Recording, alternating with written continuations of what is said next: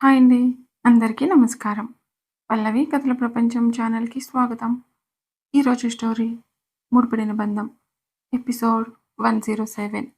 ఈ స్టోరీ కనుక మీకు నచ్చినట్లయితే ప్లీజ్ లైక్ చేయండి, షేర్ చేయండి, తప్పకుండా సబ్స్క్రైబ్ చేసుకోండి.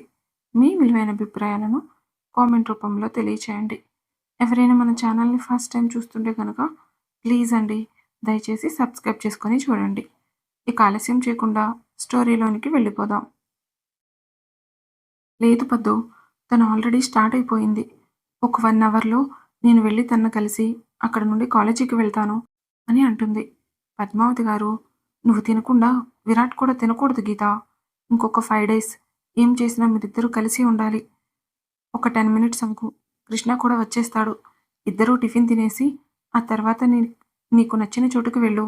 నాకు ఎలాంటి ప్రాబ్లమ్ లేదు అని అనడంతో గీత ఇంకేం చేసేది లేక విరాట్ కోసం ఎదురు చూస్తూ ఉంటుంది. గీత కంగారుగా, త్వరగా రండి సార్. నేనిప్పుడు వెళ్ళకపోతే వాడేం చేస్తాడో తలుచుకుంటేనే భయంగా ఉంది అని అనుకుంటూ ఉంటుంది.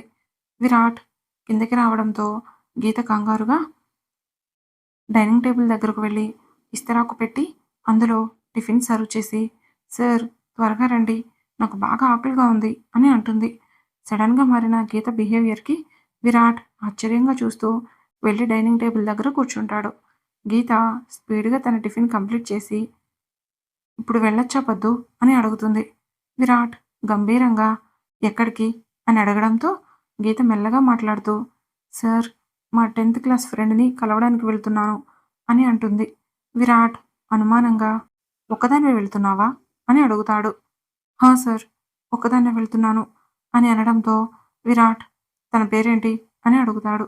గీత కొంచెం కంగారుగా, తన పేరు పూజిత సార్. మా 10థ్ కంప్లీట్ అయిపోయిన తర్వాత ఇక్కడి నుండి వాళ్ళ ఫ్యామిలీ మొత్తం ఢిల్లీ షిఫ్ట్ అయిపోయారు. మళ్ళీ ఇన్ని సంవత్సరాల తర్వాత ఇప్పుడు హైదరాబాద్‌కి వచ్చిందంట. నన్ను కలవాలి అని కాల్ చేసింది. అందుకే త్వరగా వెళ్ళాలి అని అంటుంది. విరాట్ కొంచెం సేపు ఆలోచించి, సంధ్య నువ్వు ఇద్దరు ఒకే స్కూల్‌లో కదా 10థ్ కంప్లీట్ చేసింది అని అడుగుతాడు. విరాట్‌కి ఎక్కడ అనుమానం వస్తుందో ఏమో అని గీత కొంచెం మెల్లగా, అవును సార్. సంధ్య నేను 5థ్ స్టాండర్డ్ నుండి ఇద్దరం కలిసి ఒకే స్కూల్‌లో చదువుకున్నాము. సంధ్యకి కాల్ చేస్తే కొంచెం బిజీగా ఉన్నాను. ఇప్పుడు కలవలేను అని చెప్పిందంట. అందుకే కనీసం నేనైనా వెళ్దామని స్టార్ట్ అవుతున్నాను అని అంటుంది. విరాట్ తన హ్యాండ్స్ వాష్ చేసుకొని గీత వైపు చూస్తూ, నేను డ్రాప్ చేయనా అని అడుగుతాడు. గీత మనసులో, ఇప్పుడు విరాట్ సార్ అక్కడికి వస్తే నాకు పెళ్లయిపోయిన విషయం ఖచ్చితంగా ఆ దేవాకి తెలిసిపోతుంది అని అనుకుంటూ, అయ్యో పర్వాలేదు సార్. మీకు ఆఫీస్‌లో ఇంపార్టెంట్ మీటింగ్ ఉంది అన్నారు కదా! మీరు ఆఫీస్‌కి వెళ్ళండి. నేను మస్తాన్ బ్రోని తీసుకొని మా ఫ్రెండ్‌ని కలిసి అక్కడ నుండి వెంటనే కాలేజీకి వచ్చేస్తాను అని అంటుంది. కరెక్ట్‌గా అదే టైంకి అర్జున్ కాల్ చేసి, విరాట్ క్లయింట్స్ వెయిట్ చేస్తున్నారు. నువ్వు టైంకి ఆఫీస్‌కి వచ్చేయి అని చెప్పి కాల్ కట్ చేస్తాడు. విరాట్ గీత వైపు చూసి, జాగ్రత్తగా వెళ్ళు అంజలి. ఏదైనా విషయం ఉంటే వెంటనే కాల్ చేయి అని చెప్పి అక్కడ నుండి బయటకు వెళ్ళి ఆఫీస్‌కి స్టార్ట్ అవుతాడు. గీత హమ్మయ్య! అనుకుంటూ పద్మావతి గారికి చెప్పి అక్కడి నుండి బయటికి వెళ్ళి కారులో కూర్చొని, బ్రో అర్జెంట్‌గా ఒక ప్లేస్‌కి వెళ్ళాలి. త్వరగా స్టార్ట్ చేయండి అని అంటుంది. మస్తాన్ కార్ స్టార్ట్ చేయడంతో గీత అడ్రెస్ చెప్పి, బ్రో ఈ లొకేషన్‌కి త్వరగా తీసుకువెళ్ళు అని కంగారుగా అంటుంది. టైం అయిపోవడంతో దేవ గీతకి కాల్ చేసి, ఏంటి అంజు నేనంటే భయం పోయిందా? వీడేం చేస్తాడులే అని లైట్ తీసుకుంటున్నావా అని గంభీరంగా అడుగుతాడు. గీత ఎదురుగా మస్తాన్ ఉండడంతో కొంచెం మెల్లగా మాట్లాడుతూ, ఆ పూజిత వచ్చేసావా? నేను ఆల్రెడీ స్టార్ట్ అయ్యాను. ఒక 10 మినిట్స్ అక్కడే వెయిట్ చేయి. నేను వచ్చేస్తాను అని కంగారుగా అంటుంది. దేవ కోపంగా మాట్లాడుతూ, ఏం మాట్లాడుతున్నావు అంజు? ఈ పూజిత ఎవరు అని అడుగుతాడు. గీత కంగారుగా, ఒక్క 5 మినిట్స్ ఆగు. వస్తున్నాను అని చెప్పాను కదా అని గట్టిగా అనడంతో గీతతో పాటు ఇంకా ఎవరో ఉన్నారు అని అర్థమై, దేవా, అంజు ఏమైనా ప్లాన్ చేయాలని చూస్తే అస్సలు ఊరుకోను. నా సంగతి నీకు పూర్తిగా తెలీదు. నీతో పాటు ఎవ్వరు వచ్చినా మీ ఫ్యామిలీని ఎవ్వరూ కాపాడలేరు అని గంభీరంగా అంటాడు. గీత ఎదురుగా ఉన్న మస్తానికి అర్థం కాకుండా, నాకు అర్థమైంది. నేను వస్తున్నాను. కొంచెం సేపు వెయిట్ చెయ్యి అని చెప్పి కాల్ కట్ చేస్తుంది. దేవ గీతని కలుస్తున్నాను అన్న ఆనందంలో గీత కోసం ఎదురు చూస్తూ ఉంటాడు. మస్తాన్ లొకేషన్‌కి తీసుకువెళ్ళి, "గీతమ్మ, మీరు చెప్పిన లొకేషన్ ఇదే. మీ ఫ్రెండ్ ఎక్కడుందో కనుక్కోండి" అని అంటాడు. గీత కిందకు దిగి, "ఒక హాఫ్ అన్ అవర్ మీరిక్కడే వెయిట్ చేస్తూ ఉండండి బ్రో. నేను తనని కలిసేసి వెంటనే వచ్చేస్తాను" అని చెప్పి అక్కడి నుండి లోపలికి వెళ్తుంది.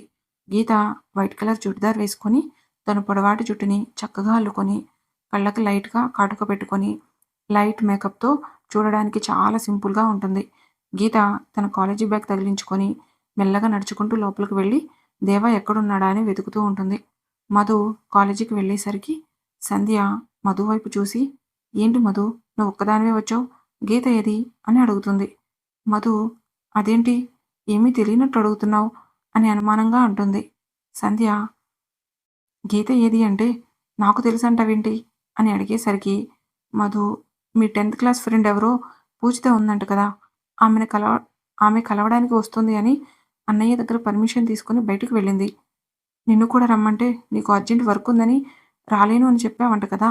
అని అడగడంతో సంధ్య అనుమానంగా, "గీత అలా ఎందుకు చెప్పింది?" అని అనుకుంటూ మధు వైపు చూసి, "నేను వెళ్ళడం లేదు కదా! అందుకని గీత కూడా వెళ్ళదు ఏమో అనుకోని ఇంకా రాలేదేంటి అని అడుగుతున్నాను. తనతో నాకు పెద్దగా పరిచయం లేదు. గీతతో చాలా క్లోజ్‌గా ఉండేది. అందుకే వెళ్ళినట్టు ఉంది" అని అంటుంది. మధు అనుమానంగా చూస్తూ, "వీళ్ళిద్దరూ నా దగ్గర ఏదో దాస్తున్నారు. తెలుసుకోవాలి. అసలు ఈ పూజిత ఎవరు? తను కలవాలి అంటే కాలేజీ దగ్గరికి రావచ్చు. లేదు అంటే డైరెక్ట్‌గా ఇంటికి వచ్చినా సరిపోతుంది. అలా కాకుండా ఇంత మార్నింగ్ ఎక్కడికో రమ్మనడం ఏంటి?" అని అనుకుంటూ ఉంటుంది. గీత అలా నడుచుకుంటూ రావడం చూసిన దేవ గీత వైపు తినేసేలాగా చూస్తూ ఉంటాడు. దేవ కనిపించడంతో గీత కొంచెం భయంగా దేవ దగ్గరకు వెళ్ళి కోపంగా అతని వైపు చూస్తూ, "ఏంటి నీ ప్రాబ్లమ్ దేవా?" అని అడుగుతుంది. దేవ అలానే గీత వైపు చూస్తూ, "నేను లేను అన్న ఆనందం నీ ఫేస్‌లో క్లియర్‌గా కనిపిస్తుంది చూడు. అది నాకు నచ్చలేదు. అందుకే నీకోసం నేనొకడిని ఉన్నాను అని గుర్తు చేద్దామని ఇదంతా చేశాను. పర్వాలేదు. నువ్వు ఎంత స్ట్రాంగ్‌గా మాట్లాడినా నీ మాట లోపల నేనంటే ఉండే భయమేంటో తెలుస్తుంది. ఆ భయాన్ని అలానే మెయింటైన్ చెయి. అలా కాదని ధైర్యం చేసి నా నుంచి తప్పించుకోవాలని చూస్తే అసలే గాయపడ్డ సింహాన్ని. ఈసారి అస్సలు ఊరుకోను" అని గంభీరంగా అంటాడు. మేఘన కొంచెం నెమ్మదిగా మాట్లాడుతూ, "చూడు దేవా, నువ్వంటే నాకిష్టం లేదు. ఆ విషయం ఇప్పుడు కాదు. ఎప్పటినుండో చెప్తూనే ఉన్నాను. నువ్వే వినిపించుకోకుండా పిచ్చివాడిలా నా వెనక తిరుగుతున్నావు. ప్లీజ్ ఇప్పటికైనా నన్ను వదిలేయ్. నీకు మంచి ఫ్యూచర్ ఉంది. ఎవరైనా ఒక మంచి అమ్మాయిని చూసి పెళ్లి చేసుకో. నీకు నాతో ప్రాబ్లమ్ అయితే నేను ఇండియాలోనే ఉండను. ఎవ్వరికీ కనిపించకుండా దూరంగా వెళ్ళిపోతాను" అని బాధగా అంటుంది. దేవ అక్కడున్న గ్లాస్‌ని పట్టుకొని గట్టిగా ప్రెస్ చేయడంతో గ్లాస్ పగిలి దేవా చేతిలో గ్లాస్ పీసెస్ గుచ్చుకుంటాయి. దేవ కోపంగా గీత వైపు చూస్తూ, "నేను చావుతో పోరాడి బ్రతికిందే నీకోసం. ఈ జీవితానికి నువ్వు నా సొంతం. అది గట్టిగా ఫిక్స్ అవ్వు. నా నుండి దూరంగా వెళ్ళడానికి ఏమాత్రం ప్రయత్నం చేసినా అస్సలు ఊరుకోను. ఇప్పటి వరకు నువ్వు చూసిన దేవా వేరు. ఇప్పుడున్న దేవా వేరు. ఇప్పుడు నా ముందు ఉన్న గోల్ నువ్వు మాత్రమే. ఎప్పటికైనా నా ప్రేమను అర్థం చేసుకొని నీ మనస్ఫూర్తిగా నన్ను పెళ్లి చేసుకో. అలా కాదని నీ తెలివితేటలు వాడి నా నుండి తప్పించుకోవాలని చూస్తే ఈసారి మీ ఫ్యామిలీలో ఎవ్వరిని బ్రతకనివ్వను. అందరిని చంపేస్తాను" అని చెప్పి దేవా లేచి అక్కడి నుండి వెళ్తూ వెనక్కి తిరిగి గీత వైపు చూస్తూ, "అంజు, ఒక్క విషయం గుర్తుపెట్టుకో. నిన్ను ఎవరైనా ప్రేమించినా, నువ్వు ఎవరినైనా ప్రేమించినా నిన్నేమి చేయను. వాడిని మాత్రం ప్రాణాలతో బ్రతకనివ్వను" అని గంభీరంగా చెప్పి అక్కడి నుండి వెళ్ళిపోతాడు. గీత తన తల పట్టుకొని కూర్చొని, ఏదైతే జరగకూడదని భయపడ్డానో అదే జరుగుతుంది. ఇప్పుడు వీడి నుండి నా ఫ్యామిలీని ఎలా రక్షించుకోవాలి అని అనుకుంటూ, "గీత, బాగా ఆలోచించు. వీడి వల్ల ఏ ఒక్కరికి హాని జరగకూడదు. ఈ ప్రాబ్లమ్‌ని ఎలా అయినా సాల్వ్ చేయాలి" అని అనుకుంటూ ఉంటుంది. అప్పటికే కాలేజీ టైం అయిపోవడంతో గీత కంగారుగా పైకి లేచి బయటకు వెళ్ళి కార్‌లో కూర్చొని, "బ్రో, త్వరగా పోనివ్వండి. కాలేజీకి టైం అయిపోయింది" అని కంగారుగా అంటుంది. మస్తాన్ కార్‌ని రోడ్డు మీద పరుగులు తీయిస్తూ గీతను తీసుకువెళ్ళి కాలేజీ ముందు ఆపుతాడు. గీతకి, దేవాకి కూడా తెలియని విషయం ఏంటంటే, గీత వెనక విరాట్ సెక్యూరిటీని పంపించి ఎవరికీ తెలియకుండా తనని ఫాలో అవ్వమని పంపిస్తాడు. ఆ పర్సన్ గీత వెనక లోపలికి వెళ్ళి గీత వాళ్ళ టేబుల్ బ్యాక్ సైడ్ ఉన్న టేబుల్‌లో కూర్చొని గీతని, దేవాని అబ్జర్వ్ చేస్తూ ఉంటాడు. గీత అక్కడి నుండి వెళ్ళిపోగానే ఆ పర్సన్ విరాట్‌కి కాల్ చేసి అక్కడ జరిగిందంతా చెప్పడంతో విరాట్ తన చేతితో వాల్‌కి గట్టిగా పంచిచ్చి, "ఎందుకంజలి ఇలా చేస్తున్నావు? వాడు బెదిరిస్తే నువ్వు భయపడడమేంటి? మార్నింగ్ నీ బిహేవియర్ చూసినప్పుడే ఏదో జరుగుతుందని డౌటొచ్చింది. కానీ వాడు ఇంత త్వరగా మన లైఫ్ డిస్టర్బ్ చేయడానికి వస్తాడు అనుకోలేదు. ఒక్క మాట, నా ప్రాబ్లమ్ ఇది విరాట్ అని నాతో చెప్తే వాడు నీ పేరు పలకడానికి కూడా భయపడేలాగా చేస్తాను" అని అనుకుంటూ, "నాకు ఆ రెస్టారెంట్‌లో ఉన్న సీసీ ఫుటేజ్ కావాలి. అక్కడున్న మేనేజర్‌ని అడిగి ఫుటేజ్ తీసుకొని నాకు సెండ్ చెయి" అని గంభీరంగా అంటాడు. ఆ పర్సన్, "ఓకే సార్. ఫుటేజ్ తీసుకుంటాను. మేడం ఇప్పుడే ఇక్కడి నుండి స్టార్ట్ అయ్యారు. నన్ను ఫాలో అవ్వమంటారా?" అని అడుగుతాడు. విరాట్ గంభీరంగా, "అవసరం లేదు. నువ్వు ముందు ఆ ఫుటేజ్ సంగతి చూడు" అని చెప్పి కాల్ కట్ చేసి స్పీడ్‌గా నడుచుకుంటూ బయటకు వచ్చి తన కారు తీసుకొని చాలా స్పీడ్‌గా డ్రైవ్ చేస్తూ గీత కన్నా ముందు విరాట్ కాలేజీకి చేరుకుంటాడు. గీత కారు దిగి మెల్లగా నడుచుకుంటూ లోపలికి వెళ్తూ దేవా గురించి ఆలోచిస్తూ ఎదురుగా ఉన్న విరాట్‌ని గట్టిగా గుద్దుతుంది. విరాట్ కోపంగా చూస్తూ, "కాలేజ్ ఏ టైంకి స్టార్ట్ అవుతుంది? నువ్వెప్పుడొస్తున్నావు?" అని గంభీరంగా అడుగుతాడు. గీత కొంచెం వెనక్కి జరిగి మెల్లగా మాట్లాడుతూ, "సారీ సార్, మా ఫ్రెండ్‌ని కలిసి వచ్చేసరికి లేట్ అయిపోయింది" అని మెల్లగా అంటుంది. విరాట్ చాలా గంభీరంగా, "కలిసావా మీ ఫ్రెండ్‌ని?" అని అడుగుతాడు. గీత, "హా! సార్" అని అనడంతో విరాట్ కొంచెం గంభీరంగా, "నాతో ఏమైనా చెప్పాలా అంజలి?" అని అంటాడు. గీత విరాట్ వైపు చూస్తూ, "మీతో చాలా చెప్పాలి సార్. చెప్పే అవకాశం వస్తుందో రాదో అర్థం కావడం లేదు" అని అనుకుంటూ అలానే విరాట్ వైపు చూస్తూ ఉంటుంది. విరాట్ కొంచెం గట్టిగా, "నిన్నే అడిగేది. నాతో ఏమైనా మాట్లాడాలా?" అని అడుగుతాడు. గీత తన తలని అడ్డంగా ఊపుతూ, "ఏమీ లేదు సార్" అని అనడంతో విరాట్ మనసు బాధగా మూలుగుతుంది. విరాట్ గీత వైపు చూస్తూ, "క్లాస్‌కి వెళ్ళు" అని చెప్పి అక్కడి నుండి తన క్యాబిన్‌కి వెళ్తాడు. అర్జున్ విరాట్‌కి కాల్ చేయడంతో విరాట్ కాల్ లిఫ్ట్ చేసి, "హలో" అని గంభీరంగా అంటాడు. అర్జున్ కంగారుగా, "ఎక్కడికి వెళ్ళిపోయావురా? మీటింగ్ ఇంకా పూర్తి కాలేదు. నువ్వలా మధ్యలో వదిలేసి వెళ్ళిపోతే వీళ్ళకి నేనేం సమాధానం చెప్పాలి?" అని అడుగుతాడు. విరాట్ కొంచెం అసహనంగా, "ఇప్పుడు నాకు మూడ్ లేదు. చాలా చిరాకుగా ఉన్నాను. మీటింగ్ నువ్వు కంటిన్యూ చెయ్యి" అని చెప్పి కాల్ కట్ చేస్తాడు.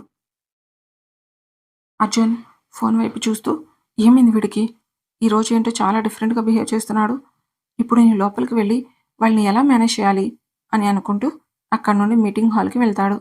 గీత అక్కడి నుండి క్లాస్‌కి వెళ్ళి తన ప్లేస్‌లో కూర్చొని దీర్ఘంగా ఆలోచిస్తూ ఉంటుంది.